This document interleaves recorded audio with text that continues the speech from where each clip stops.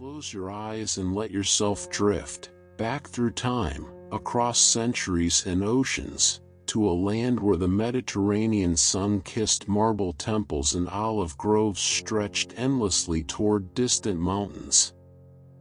This is ancient Greece, not a single kingdom, but a constellation of independent city-states scattered like jewels across the landscape, each with its own character, its own story to tell. Imagine standing on a hillside at dawn, watching the first light touch the Aegean Sea. Below you, the world is waking slowly.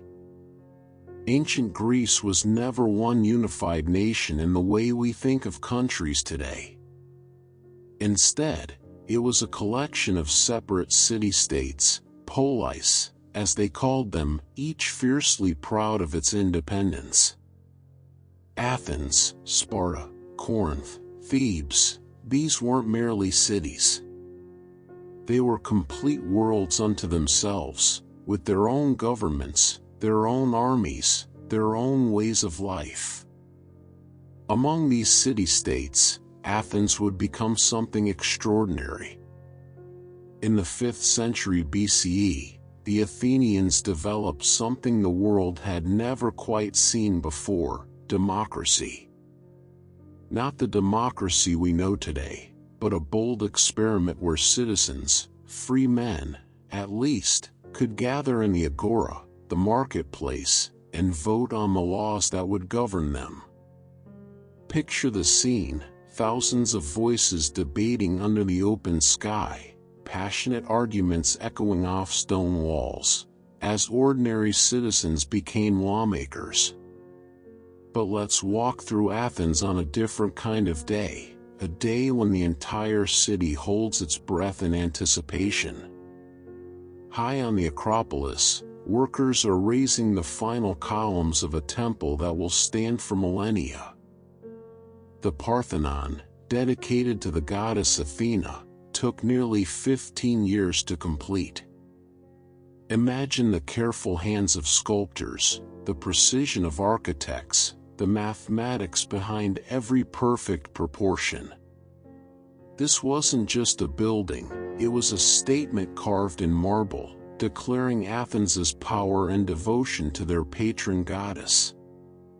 As evening settles over the city, torches begin to flicker in the theater of Dionysus, carved into the hillside. Here, something magical happens as darkness falls. Greek theater was born in Athens, emerging from ancient religious festivals honoring the god Dionysus. Picture the stone seats filled with thousands of citizens, all watching as actors in elaborate masks tell stories of gods and mortals, of tragedy and comedy. These performances were more than entertainment, they were civic rituals, ways of exploring what it meant to be human, to face fate, to question the gods themselves.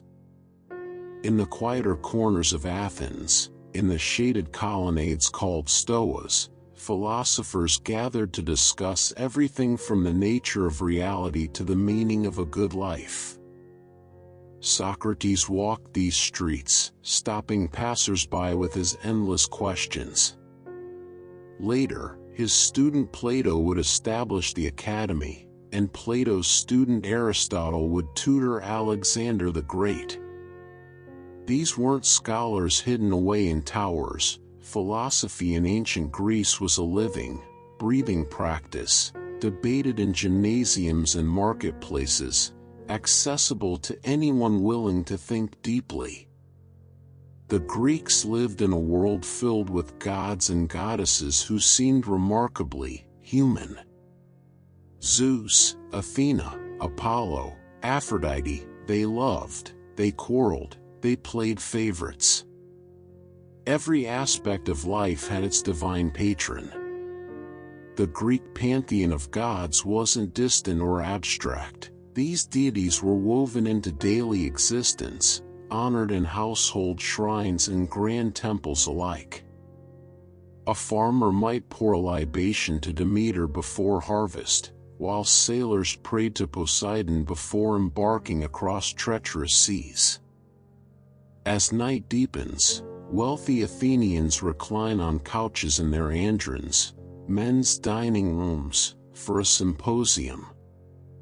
These weren't just dinner parties, they were elaborate social rituals where men drank wine mixed with water, discussed philosophy and politics, and enjoyed poetry and music. The symposium was where ideas were born, where political alliances formed, where culture was created and shared, all in the intimate setting of torchlit rooms. Greek boys grew up knowing they would spend much of their youth in the gymnasium, not just a place for physical training, but a center for education and social life. Young men exercised naked, a practice that seemed natural to the Greeks, while also learning music, poetry, and debate.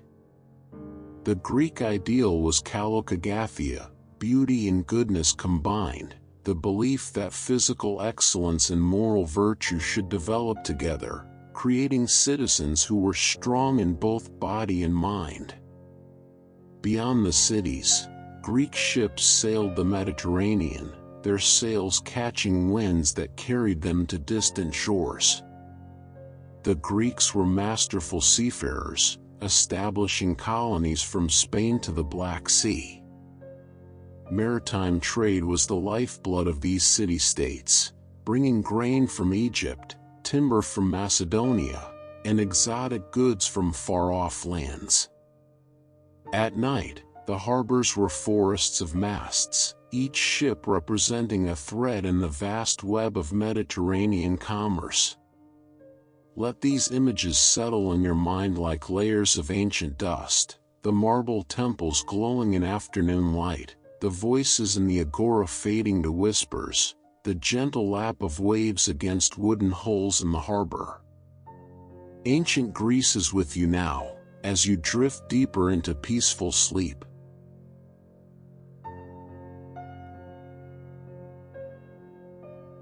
The night sky over Greece is timeless, a velvet expanse scattered with stars, the same constellation sailors once used to find their way home. The Greeks looked up at these stars and saw stories written across the heavens. They believed each constellation was a memory of gods and heroes, immortalized above. Orion, the mighty hunter. Cassiopeia, the vain queen. Perseus, who rescued Andromeda from the sea monster. Even the Milky Way itself, they said, was milk spilled from the breast of a goddess. To the Greeks, the night was never empty, it was alive with myth. Far to the south, beyond the olive trees and rocky hills, lies Delphi, the sacred heart of Greece. People traveled from every city-state to ask questions of the oracle at Apollo's temple. The Pythia, a priestess seated above a chasm, would speak in trance-like riddles, her words interpreted by priests. Kings, generals, and common travelers alike would come seeking guidance on wars, marriages, journeys. Fact and faith blurred here, in the midst of Mount Parnassus. Even powerful leaders hesitated to act without her cryptic blessing. In a land defined by mountains and scattered islands, the Greeks learned that unity was rare and precious. Yet, when danger came from across the sea, even rivals like Athens and Sparta could stand side by side. Around 490 BCE, the Persian Empire, vast and unstoppable, sought to conquer Greece. At Marathon, a plain not far from Athens, the outnumbered Greeks faced the Persian army, and against all odds, they won. Legend says a messenger ran the distance from Marathon to Athens to announce victory before collapsing, a story that inspired the modern marathon race. but peace never lasts long among strong and proud neighbors. In time, Athens and Sparta, two powers so different they seemed born of opposite worlds, turned on each other. Athens, built on trade, art, and philosophy. Sparta, devoted to discipline and war. Their struggle, the Peloponnesian War, would last nearly 30 years, eventually leaving Greece weakened and vulnerable. A reminder that even the brightest civilizations can dim when divided against themselves. Still, Athens's light glowed on in other ways. On its stages, playwrights like Sophocles, Aeschylus, and Euripides created timeless stories of love, revenge, and destiny. Tragic heroes stood before audiences and wrestled with fate, showing that greatness often carried the seeds of downfall. Comedy, too, had its place. Aristophanes filled theaters with laughter and sharp wit, poking fun at politicians and philosophers alike. Greek drama shaped how stories would be told for thousands of years to come. Across the mountains, Sparta lived by different values. Every Spartan boy was trained from the age of 7 to be a soldier, raised in the agoge, a harsh system of discipline and endurance. Their lives belonged to the state, their duty unquestioned. To Spartans, freedom came through strength, and weakness was a thing to be cast aside. Women in Sparta, however, lived with a degree of independence rare in the ancient world. They owned property, trained physically, and managed estates while the men were away at war. Even here, Greece was full of contrasts. As years passed and old powers fell, a new figure rose in the north, Alexander of Macedon. Tutored by Aristotle himself, Alexander dreamed not only of Greece but of the entire horizon. He led armies farther than any before him, across Persia, Egypt, and into India. By his early 30s, he ruled an empire spanning 3 continents. Wherever he went, Greek culture followed: language, art, theater, philosophy. This spreading of ideas became known as Hellenization, and it left echoes still heard across the Mediterranean world. Greek art, too, evolved through time. From the rigid figures of the early archaic period to the fluid grace of classical sculpture, artists sought to capture not only the human body but the ideal form behind it. The statue known as the Critios Boy marked the first time a sculptor showed natural movement, a slight shift in weight, a quiet revolution in stone. Later, masterpieces like the Discobolus and Venus de Milo would express balance, poise, and beauty that seemed to defy time itself. Beneath all this grandeur, daily life unfolded in simple rhythms. In small farms and family homes, women tended the hearth, baked bread from barley or wheat, and wove bright-colored fabrics on wooden looms. Children played with clay toys, fishermen mended nets at the shoreline, merchants called out their wares in crowded markets. Life in ancient Greece wasn't only about temples and wars, it was also about the warmth of shared meals, the sound of lyres, and the quiet satisfaction of work under a sun-drenched sky. And in every corner of Greek life, one belief lingered: that excellence, arete, was worth striving for in all things.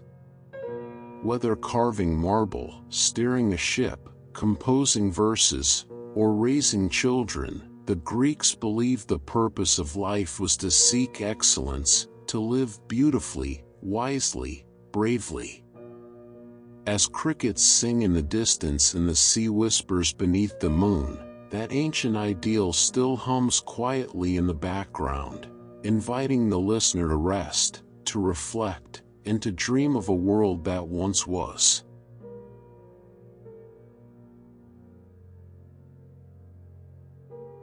The night deepens, and the air grows still, like a pause between heartbeats.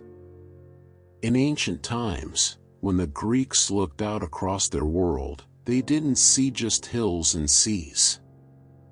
They saw a landscape alive with the presence of gods. Every spring, every grove, every mountaintop had its spirit.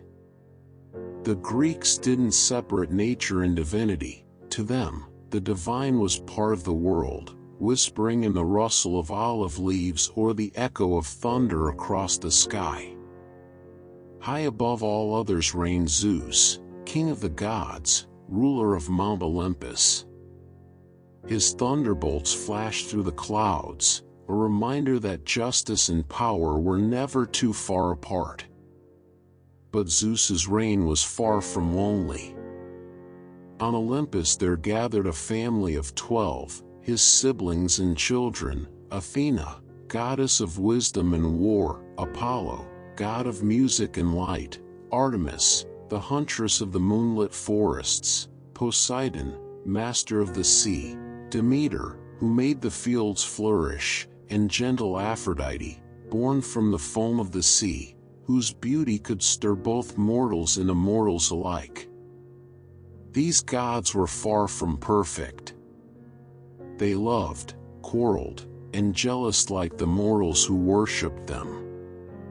That was part of the Greek wonder. Their gods reflected humanity, lifted to a mortal scale. To the Greeks, this made the sacred feel closer, more noble. Where other cultures saw distant, unreachable heavens, the Greeks saw a divine family that felt startlingly familiar. Among all the gods, no one held the Greeks' admiration quite like Athena. According to myth, she was born full-grown from the forehead of Zeus, wearing armor and holding a spear. She was the guardian of cities, of craft, of wisdom. It was she who gifted the olive tree to humankind, a symbol of peace and prosperity, and it was for her that Athens was named. To walk through Athens was to walk beneath her gaze, the city built as both devotion and reflection of her balanced spirit, mind and strength in harmony. Far across the Aegean, the island of Crete guarded one of the oldest Greek legends, that of the Minotaur. In the labyrinth built by the craftsman Daedalus, a creature half man and half bull roamed in eternal darkness, waiting for the offerings of Athenian youths sent as tribute. But Theseus, prince of Athens, changed that tale. Guided by a thread given by Princess Ariadne, he found his way through the maze and struck down the beast, emerging into daylight. The myth speaks still of courage, cleverness, and escape from monstrous fear, themes the Greeks wove into every story. Myths for them were not fictions, but truths folded into the language of the impossible. They told of Persephone's descent into the underworld, explaining the turning of the seasons when her mother Demeter mourned her absence. They spoke of Prometheus, who gave fire to humans and suffered eternal punishment for it, proof that defiance and progress sometimes walk the same line. Through stories, the Greeks sought to explain not only the world around them but the mystery of what it means to live, to suffer, to strive.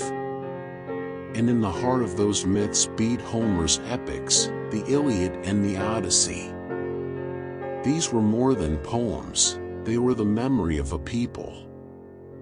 The Iliad told of Achilles and the fall of Troy, of honor, pride, and rage beneath the walls of a doomed city. The Odyssey followed the long, perilous journey home of Odysseus, sailing through storms and monsters, yearning always for Ithaca. For centuries, these stories were sung aloud by bards around flickering fires, long before anyone wrote them down. They became the thread that bound generations of Greeks together. The Greeks cherished this oral tradition. Before books, before libraries, it was the human voice that kept history alive. Children learned by listening, adults remembered through song and story. The rhythms of verse were easy to carry across distances, from island to island, ensuring no tale was forgotten. To listen, then, was itself a sacred act, a way of preserving both art and identity. In every temple, you could sense how the Greeks sought beauty alongside faith. They believed the gods deserved perfection in form, so their temples rose with mathematical precision, columns in perfect proportion, pediments carved with mythic scenes, the air itself carrying a quiet symmetry. The Parthenon in Athens, the Temple of Apollo at Delphi, the Temple of Hera in Olympia, each stood as both art and offering, a measure of devotion carved into stone. As one walks through these ruins today, their marble worn soft by time, it's easy to forget that once they blazed with color, painted statues, gold-accented walls, and offerings gleaming in the altar light. Ancient Greece was not a world of pale stone but one alive with color, sound, and motion. The temples overlooked festivals, processions, and sacred flames, where music and prayer mingled with the scent of olive oil and wine. Even sleep in such a world would have felt blessed. And so, as you drift deeper into rest, imagine standing once more beneath the night sky over Olympus. The constellations above flicker like old stories retold, the sea below breathes softly against the shore. Somewhere, perhaps, a lyre plays in the darkness, its melody ancient and familiar. The gods are quiet now, watching from their mountain, waiting for dawn to come again.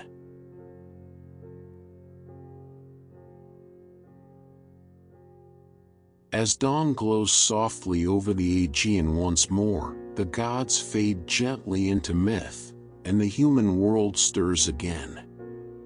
Imagine the gentle chatter of a market waking with the sunrise, the agora, the public square where life and business intertwined.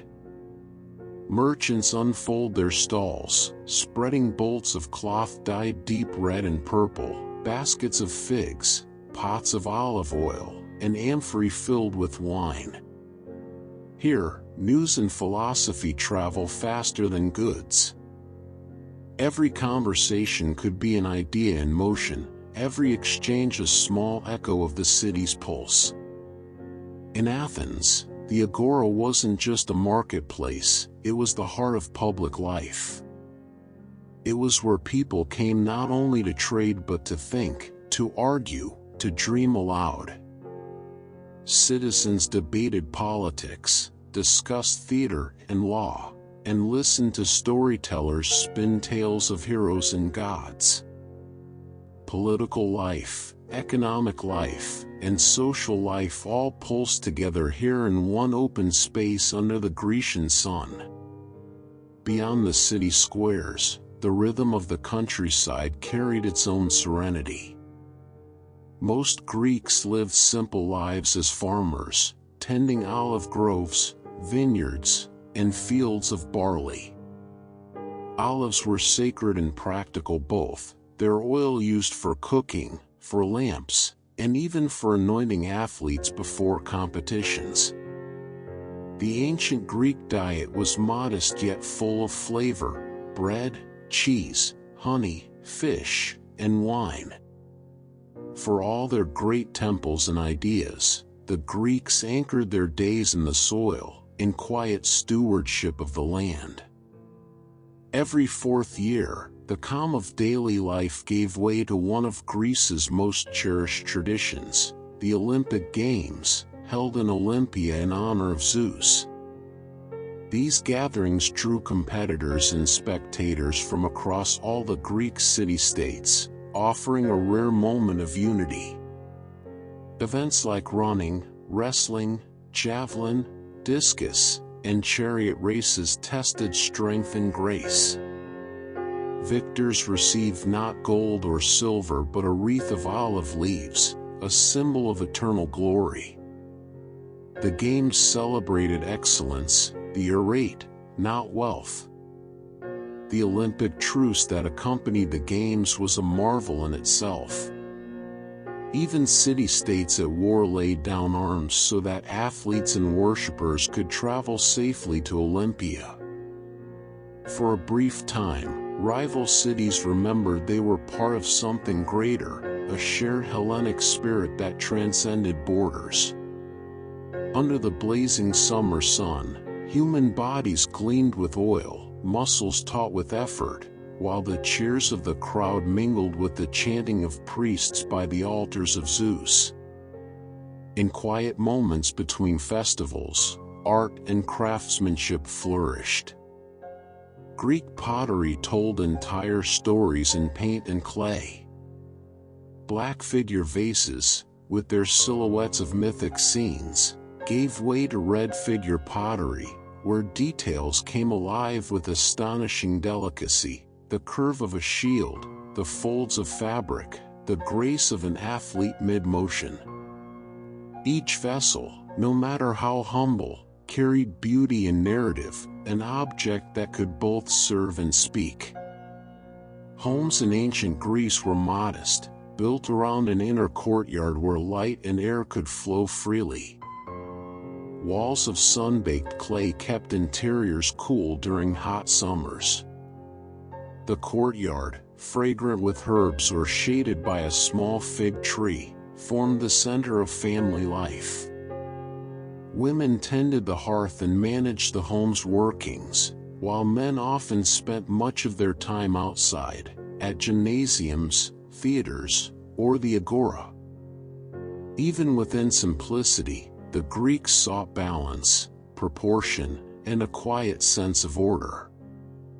Children learned early the values that shaped their civilization.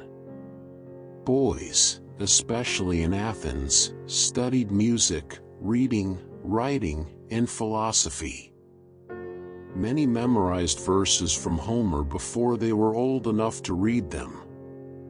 Girls' education was centered at home, preparing for family and household life, but stories, songs, and religion reached them too. In places like Sparta, training followed a different path, where even children lived under discipline meant to harden them for war. The Greeks left behind something few could foresee at the time, the beginning of scientific thought. Thales studied the movement of stars and the nature of water. Pythagoras saw numbers not as mere quantities, but as the underpinning of harmony in the universe. Hippocrates sought to heal by observing nature, introducing the idea that illness came not from angry gods but from natural causes, an idea centuries ahead of its time. These early thinkers planted seeds from which logic and science still grow today. And as evenings fell over their world, music and poetry filled courtyards and feasting halls. The soft plucking of the lyre carried songs that spoke of heroes and heartache, of seas crossed and loves lost. Poets like Sappho, from the island of Lesbos, captured the tender side of Greek life, writing verses about beauty, longing, and friendship with such precision that her words still shimmer across time. For the Greeks, art was not a luxury, it was the breath of life itself. So as the listener drifts once more toward rest, imagine the last embers of a lamp flickering in a small Greek home.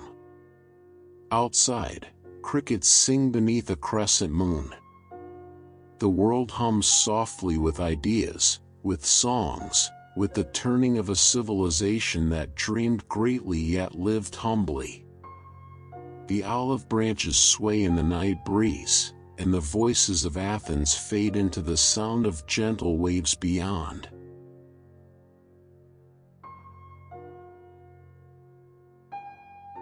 The sun rises golden once again over marble columns and distant coastlines. Its light glints off temples and stone porticos, awakening a civilization that found beauty in balance. To the Greeks, architecture was more than construction, it was philosophy translated into space. Every building, every column, whispered a quiet devotion to harmony and proportion. The very shape of their temples came to embody these ideals.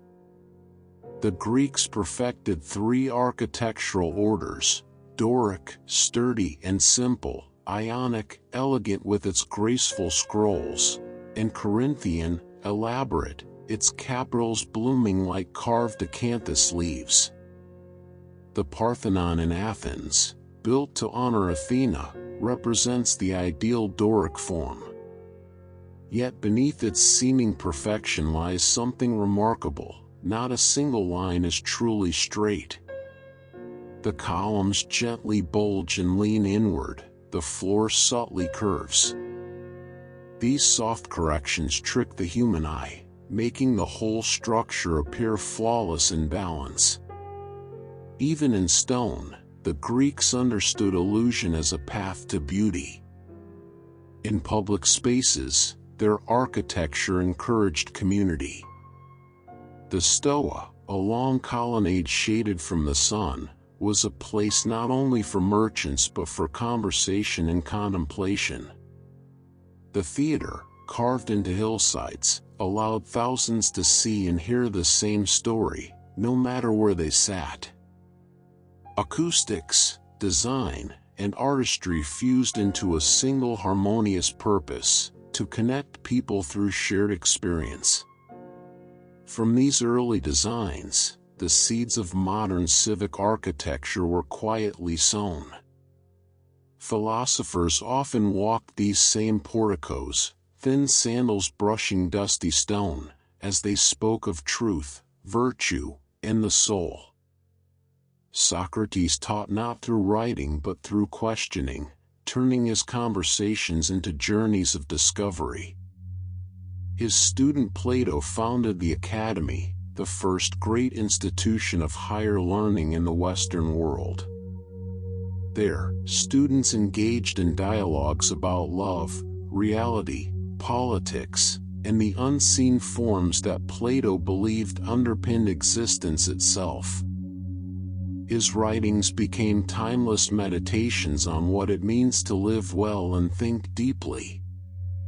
Later, Aristotle, Plato's own student, would go on to shape knowledge in almost every field: logic, biology, ethics, politics, astronomy.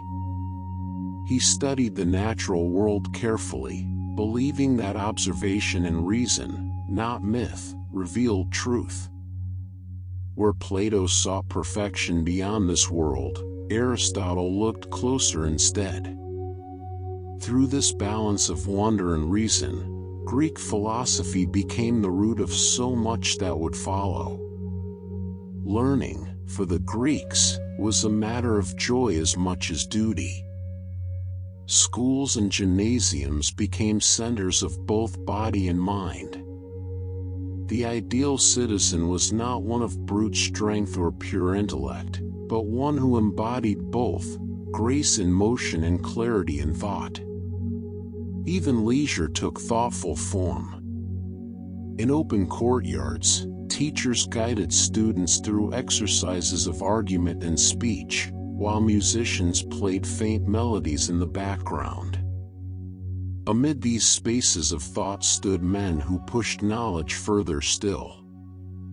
Euclid, who lived in Alexandria, distilled centuries of geometry into a single masterpiece, The Elements, a text that ordered logic and proof so elegantly it shaped mathematics for 2,000 years. To read Euclid was to glimpse perfection through pattern, simple truths unfolding layer by layer, forming a quiet poetry of numbers and shape. Archimedes, from the city of Syracuse, took this love of reason into invention and motion. He explored levers, pulleys, and the physics of floating bodies, the principles of buoyancy we still use today. His discoveries reflected a mind that, even in antiquity, glimpsed the universe as a harmony of law and logic. One story tells that as he bathed, he realized the principle of displacement, crying out, "Eureka! I have found it." Whether legend or truth, it captures that spark of sudden understanding the Greeks revered. Their ideas were not sealed within ivory towers, they reached the open world through art, sculpture, and poetry. Polykleitos, a sculptor and thinker both, wrote of the canon, his theory of ideal human proportion. His statues, grounded yet alive with motion, echoed the philosophical balance between physical and moral beauty. Each curve and muscle carried a quiet rhythm, the geometry of life and form. This pursuit of perfection extended seamlessly into their understanding of the universe. Thinkers like Pythagoras saw numbers as sacred, the code behind both sound and structure. His followers believed harmony itself was mathematical, that music was rooted in ratios and the cosmos in chords. To them, the stars moved in silent, ordered symphonies, a concept the Greeks called the music of the spheres. Even the heavens, they believed, moved in tune with beauty. In the lull of the afternoon, these ideals became tangible. Imagine a breeze carrying the scent of rosemary through marble courtyards, the thoughtful murmurs of discussion blending with the call of birds overhead. For the Greeks, learning was not an isolated act but part of living, a rhythm of seeing, questioning, and sharing beneath the same wide sky. And as evening gathers, golden light falls through the columns once more. The philosophers and architects, the poets and sculptors, all fade into the gentle hush of time. Their voices echo still in libraries, galleries, and classrooms far beyond their shores. The hum of their curiosity becomes, in this quiet, a lullaby of thought, an inheritance of wonder placed softly in the heart of the world.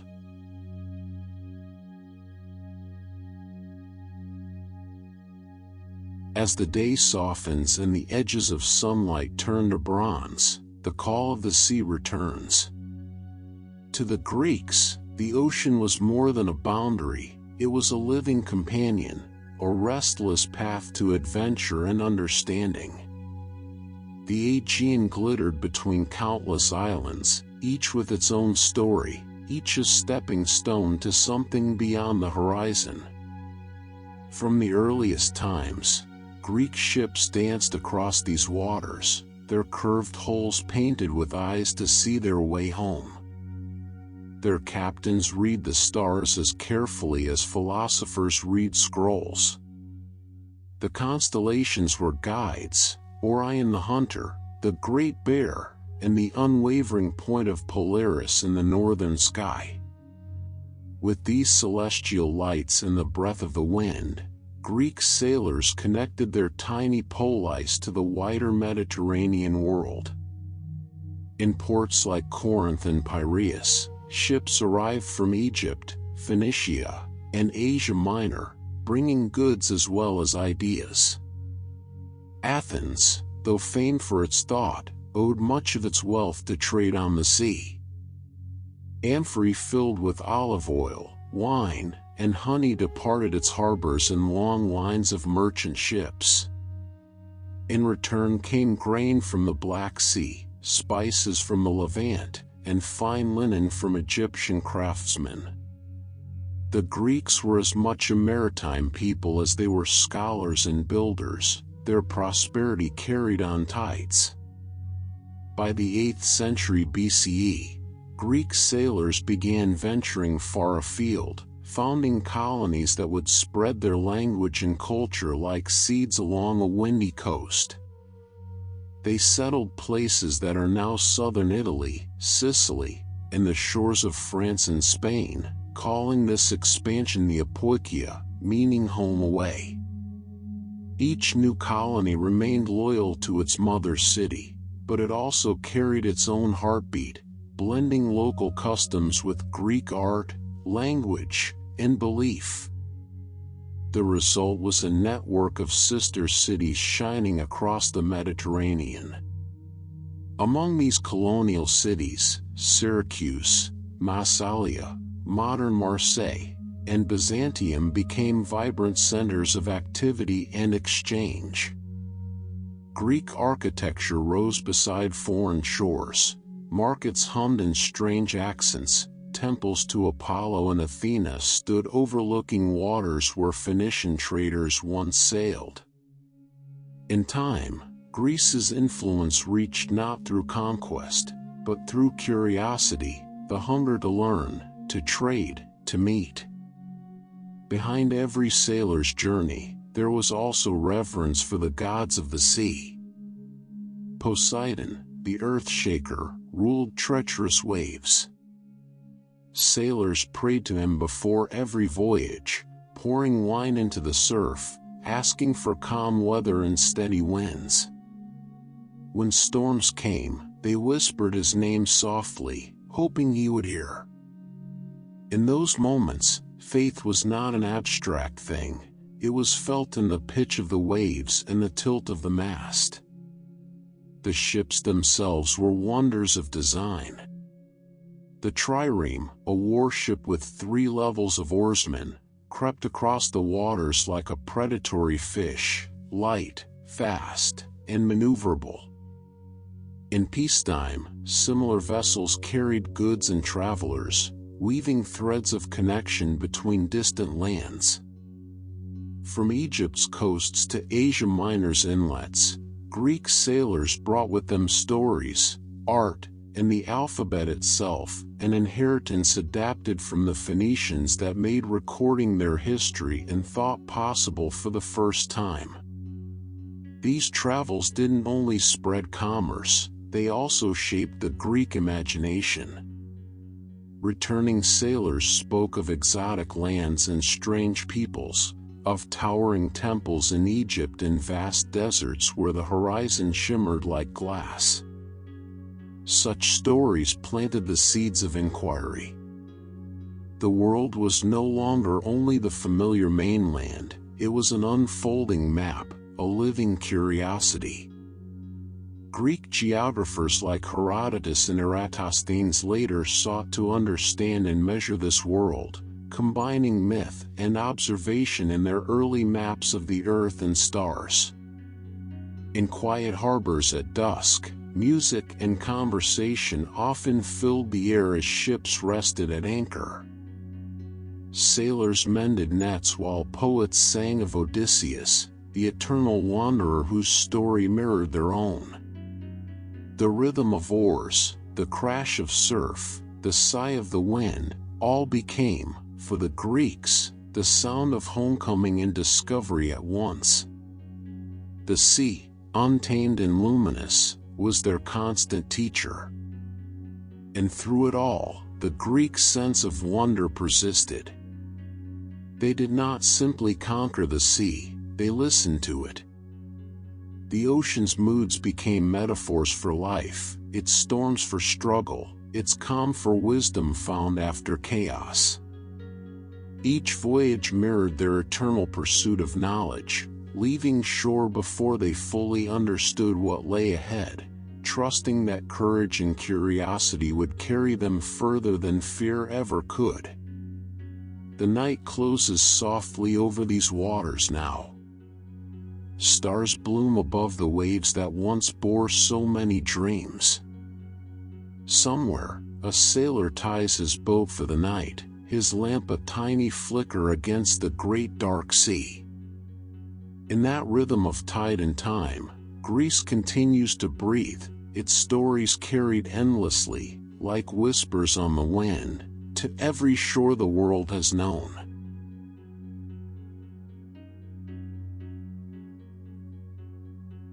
The morning sun rises again over marble steps, and Greece awakens to celebration.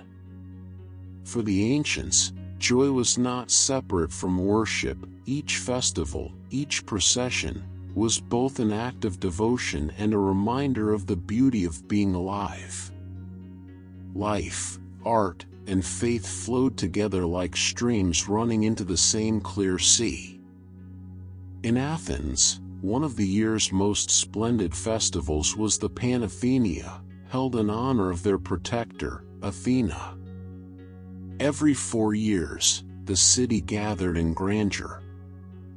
Imagine the sound of drums echoing through streets lined with garlands, the shimmer of cloth fluttering in the warm breeze, and men and women carrying offerings of olive branches and woven robes to the temple atop the Acropolis.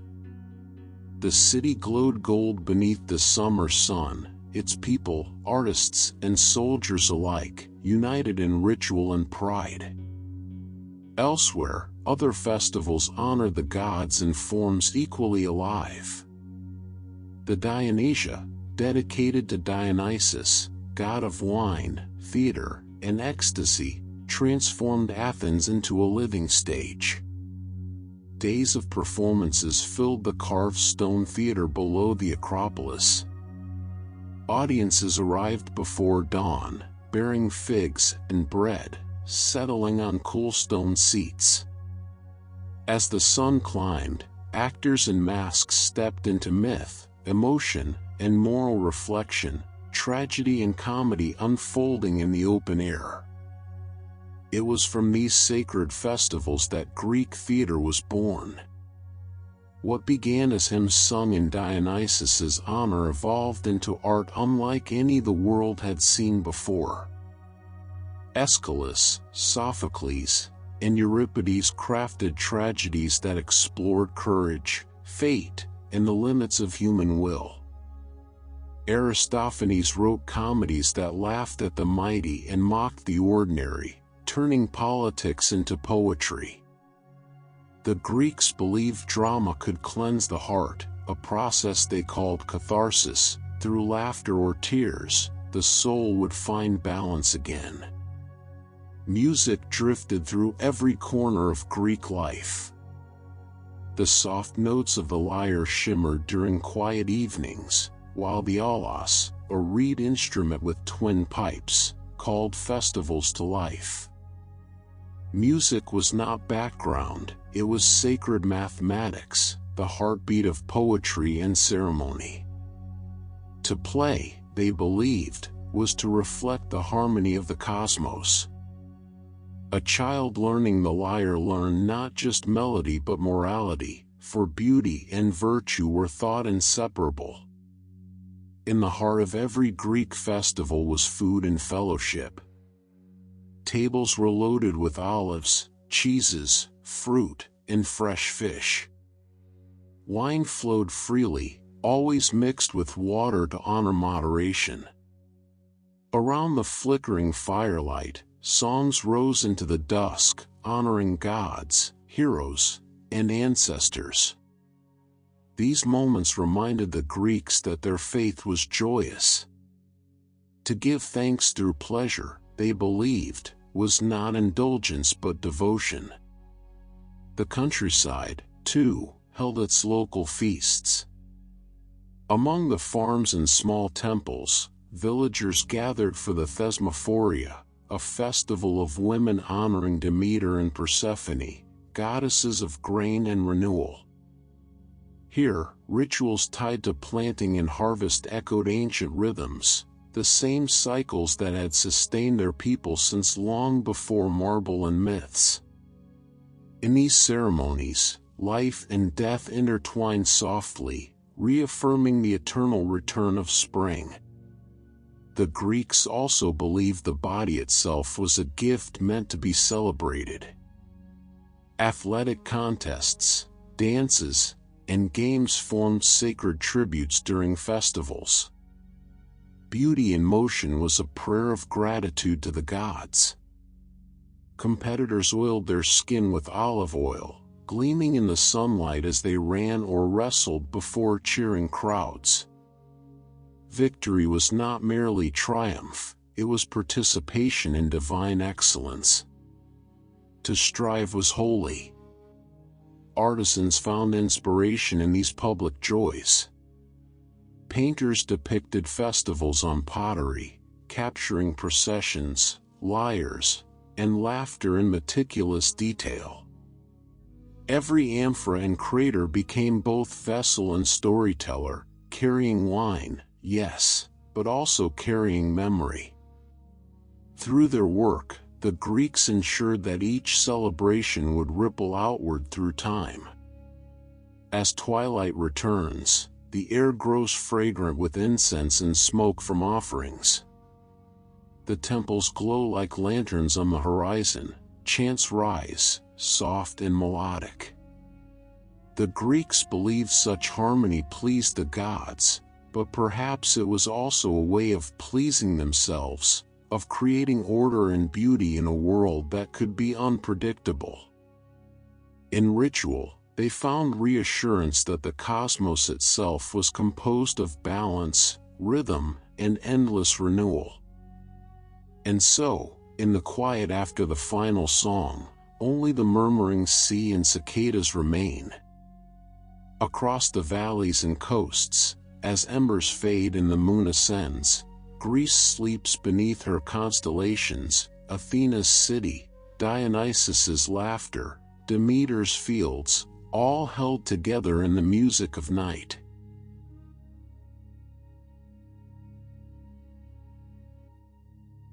Night falls once more over the Aegean, but time moves quietly forward.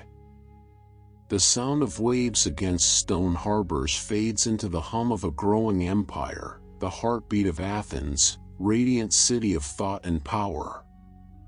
By the 5th century BCE, Athens had become something extraordinary, not just a city, but an idea. Its democracy, art, and ambition illuminated the ancient world like a lantern at sea. Athens was led by the vision of Pericles, a statesman whose voice could both persuade and inspire. Under his leadership, Athens reached its golden age. The Parthenon rose on the Acropolis, sculptors carved timeless stone, and philosophers refined the art of questioning. Pericles himself believed that Athens stood as a model of freedom, where citizens shared not only space, but purpose. "We do not imitate others," he once said, "we are the model." That belief carried across seas and centuries. Athens's democracy, though far from perfect by modern eyes, was radical for its time. Every eligible male citizen had the right to vote directly on laws, and experiment in shared power and public debate. The ecclesia, or assembly, gathered on the Nix hill, where voices echoed beneath open sky as men raised their hands to decide the fate of the city.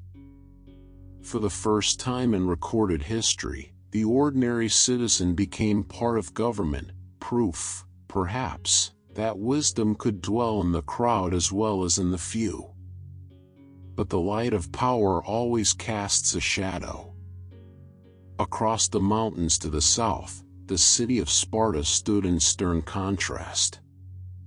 Where Athens prized beauty, art, and knowledge, Sparta cherished order, strength, and silence. Spartan society was built entirely around discipline and defense. Every citizen served the state, even women trained their bodies to bear strong children for the army.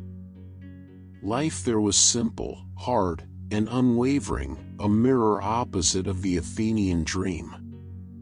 Despite these differences, Greece for a time came together in the face of a mighty threat.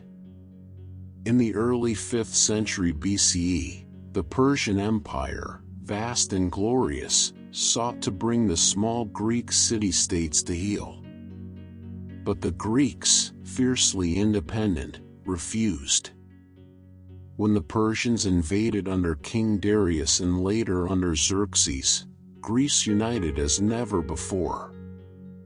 On the plains of Marathon, Athenian soldiers, farmers, craftsmen, and citizens faced an army far greater in number. Against all odds, they prevailed. That victory became legend, a symbol of courage where freedom triumphed over tyranny.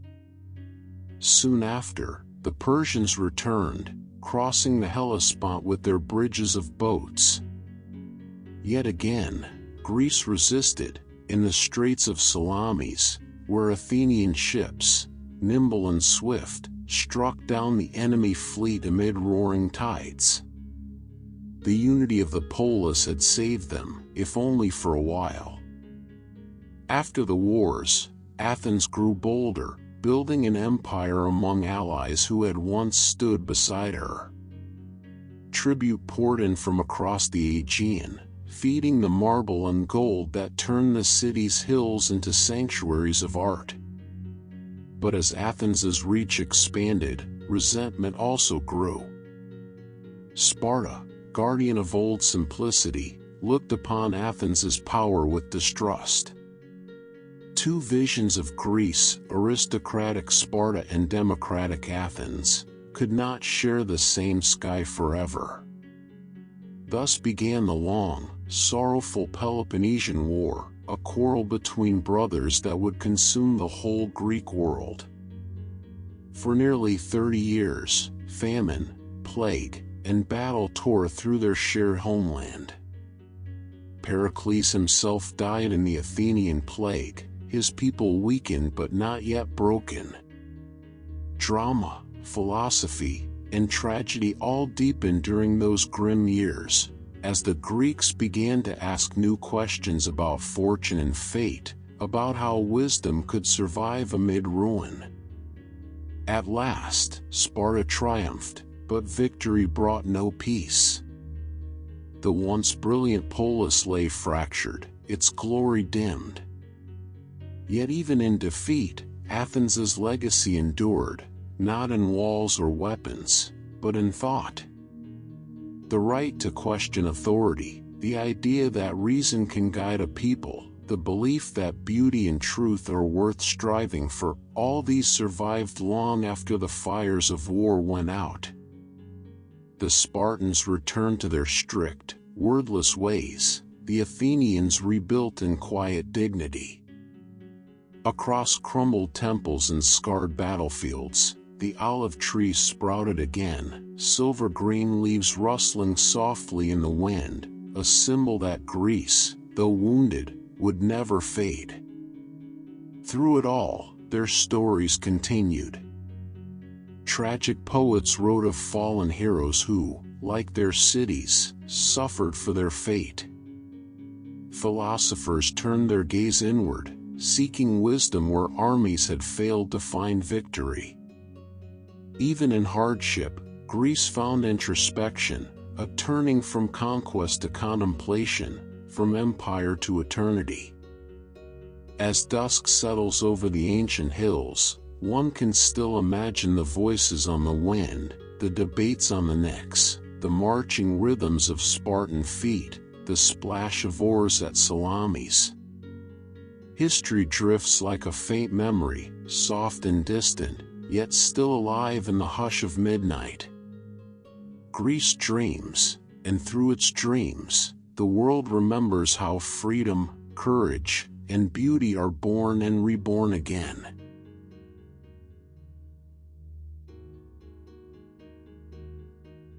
The world grows quieter after the long wars.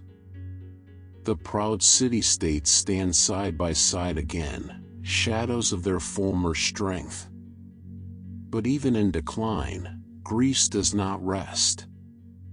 In the north, past the plains and winding rivers, another power begins to stir, a kingdom called Macedon, where mountain breezes carry both discipline and ambition.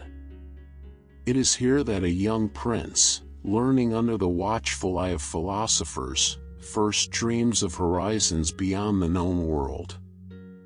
That prince is Alexander, son of King Philip II.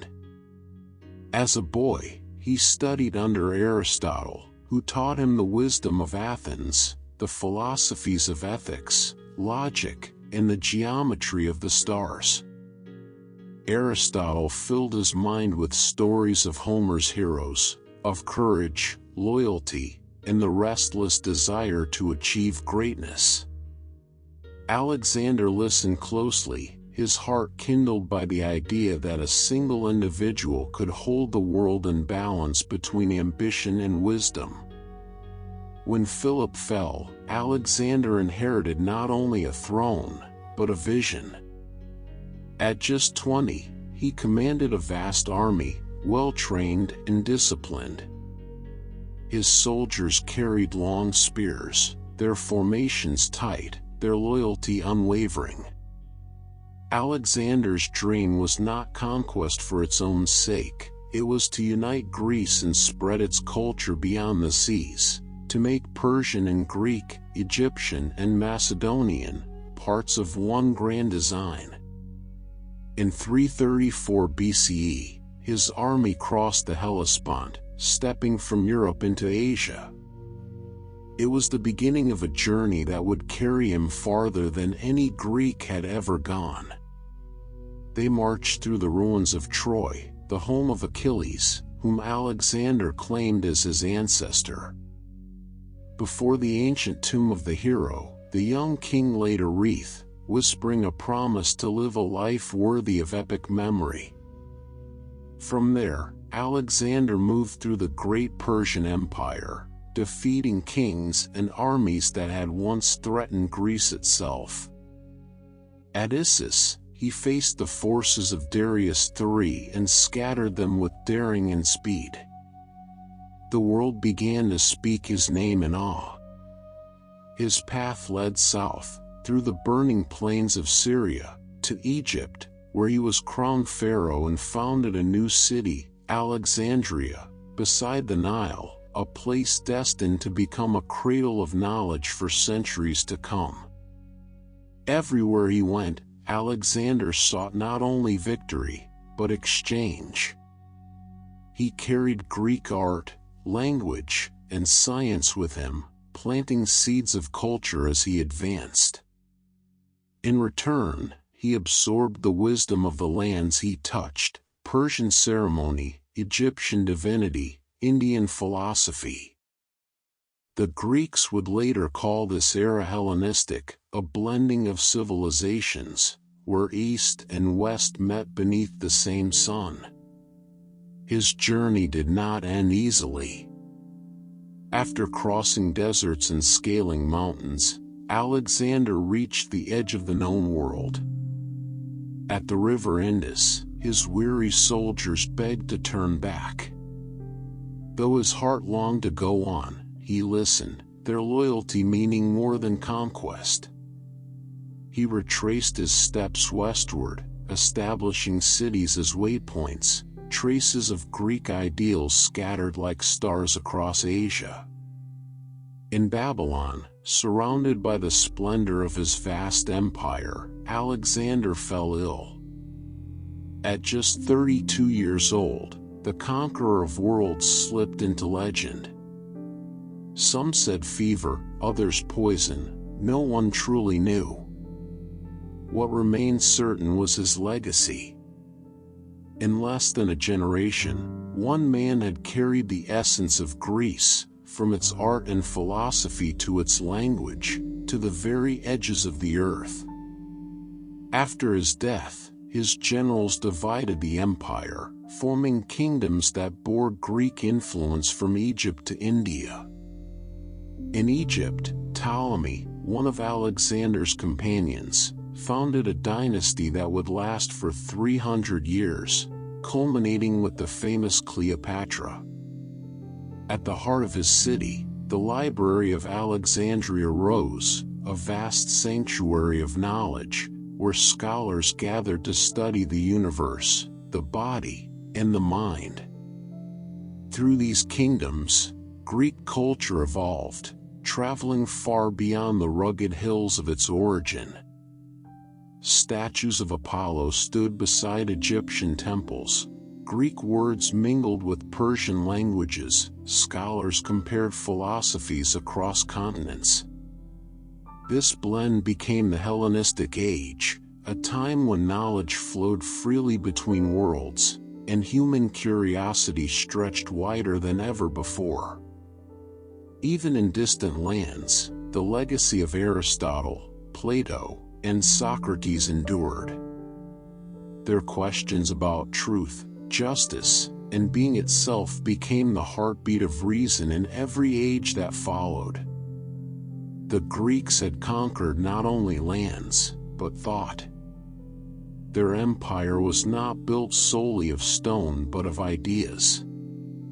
Now, as the stars rise over the quiet ruins of Babylon, imagine the faint shimmer of torches where Alexander once dreamed. The empire has faded, the warriors long to rest, but the mind of Greece continues, alive in every philosophy and art that survives. In the stillness of the desert night, the air itself seems to hum with remembrance, as if whispering, to know, to dream, to endure.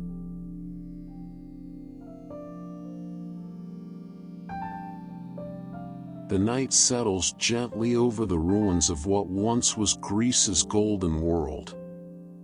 The marble temples stand ghostly beneath the stars, their columns weathered, yet straight and proud.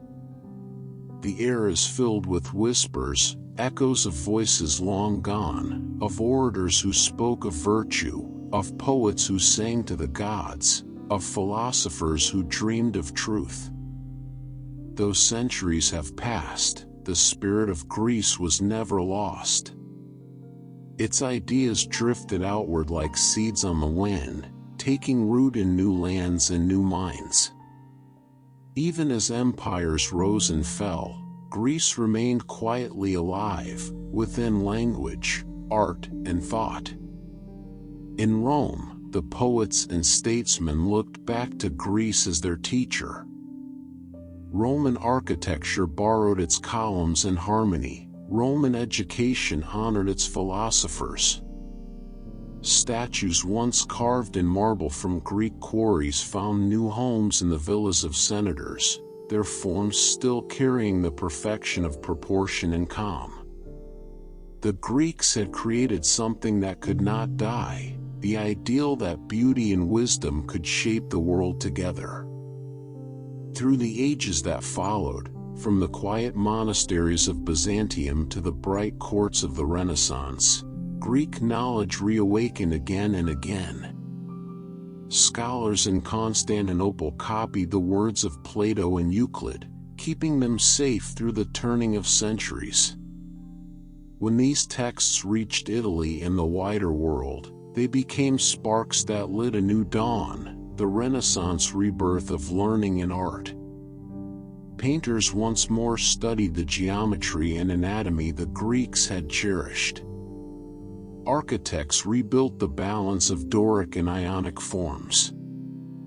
Artists like Michelangelo looked at surviving Greek sculptures and found there the calm grace that defined an ideal humanity. In their hands, the Greeks seemed to breathe again, their marble dreams revived in brushstroke and stone. Greek science, too, stretched its influence. The astronomers of Alexandria, the physicians who followed Hippocrates, and the mathematicians who walked the path laid by Pythagoras and Euclid, their foundations shaped the study of reason for all who came after.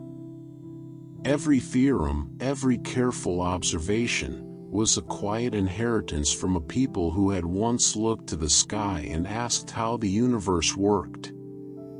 And always, In philosophy, their questions endured. What is justice? What makes a life good?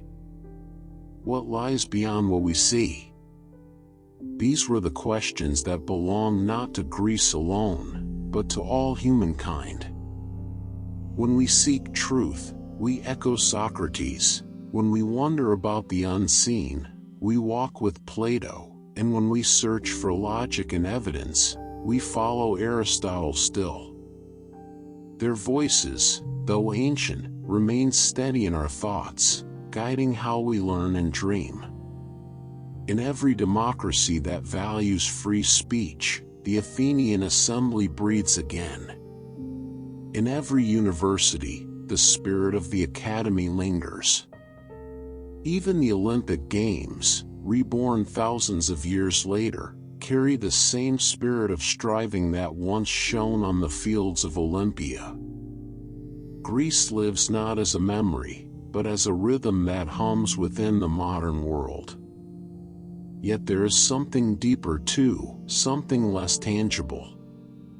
It is the Greek belief that life itself is a form of art, that the pursuit of beauty and wisdom gives meaning to our brief time beneath the sun. This harmony between heart and mind, between action and reflection, between earth and heaven, this is what their civilization sought, and what it left behind. Now, as the listener rests beneath the same stars that once shone upon Athens, it's easy to imagine how they saw the world. The sea glows faintly under moonlight, the wind carries a scent of olive and thyme, and the air hums with the soft murmur of distant ages. The temples, though worn by rain and time, still seem to listen. The stones remember.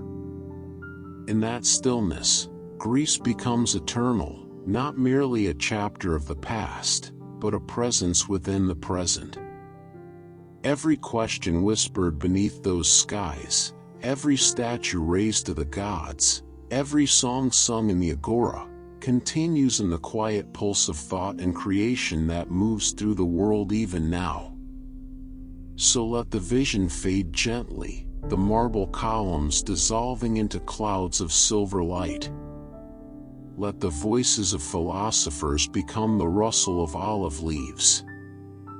As sleep draws near, remember that what the Greeks began, the love of knowledge, of art, of balance, still lives wherever minds are awake and hearts seek meaning. The waves of the Aegean keep their rhythm against the shore, as they always have. Somewhere far away, beneath a canopy of stars, ancient Greece rests, and so, now, may you.